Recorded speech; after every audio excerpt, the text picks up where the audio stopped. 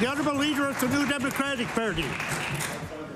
Mr. Speaker, in question period debates about the disabilities discrimination case on Thursday, the Premier said this government supports people with disabilities. But it's hard for people with disabilities to feel this when, in Nova Scotia, people with disabilities dependent on income assistance for their income have the second lowest level of such income assistance anywhere in the country. A single disabled person in Nova Scotia receiving income assistance gets in the area of $11,000. In Newfoundland, the number is $18,000. So if the Premier's government really supports people with disabilities, why is income assistance for persons with disabilities in our province so very far below the Canadian average and so very far even below that of our neighbours in Newfoundland? The Honourable Premier.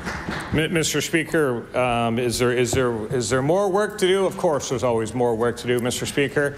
But we have a budget before this House right now where there's significant investments in a number of initiatives, but certainly for people with disabilities, support people with disabilities, around housing, around other initiatives. Of course, Mr. Speaker, we'll continue to do as much as we can, and we have great respect for all Nova Scotians. There's always going to be work to do, Mr. Speaker, but we're doing everything that we can, starting with this budget, and I hope the member supports this budget for all the incredible initiatives that are in it.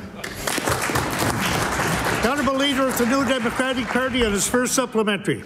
But it remains the case, Mr. Speaker, that in a province like Alberta, a single disabled person receives through income assistance practically fair double at $22,000 what a person in that situation receives in Nova Scotia at right around $11,000. And so the Premier and his ministers have spoken various times about how there is much to do. This is our first budget. There will be other budgets. I think that's all very reasonable and fair. But I want to ask the Premier if he will commit to not bring in another budget without addressing the fact that disabled persons in Nova Scotia have the second lowest level of income assistance in our whole country. The Honourable Premier. Thank you, Mr. Speaker, and of course the commitment from this government is to keep moving forward on a number of initiatives. We've done a number in this budget, Mr. Speaker. $13 billion of spending in this budget. I know at times the members opposite have a bit of a chuckle over that. I don't think $13 billion of investments in Nova Scotians is anything to chuckle at, Mr. Speaker. Of course we will continue to do more. We didn't wait for the budget. We invested in CCAs before that. We've invested in all kinds of Nova Scotians before that. And if the honourable member is asking if we will continue to invest in Nova Scotians, I can 1,000% assure him, yes, we will. The Honourable Leader of the New Democratic Party on his final supplementary.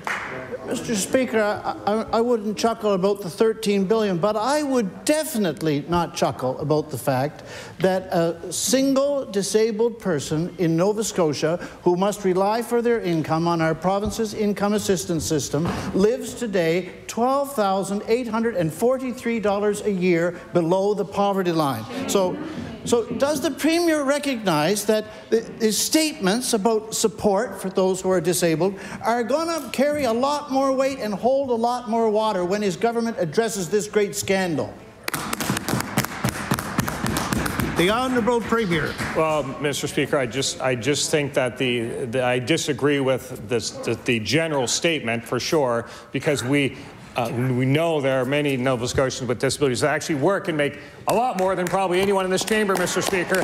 I wouldn't rule that out or bet against them, Mr. Speaker.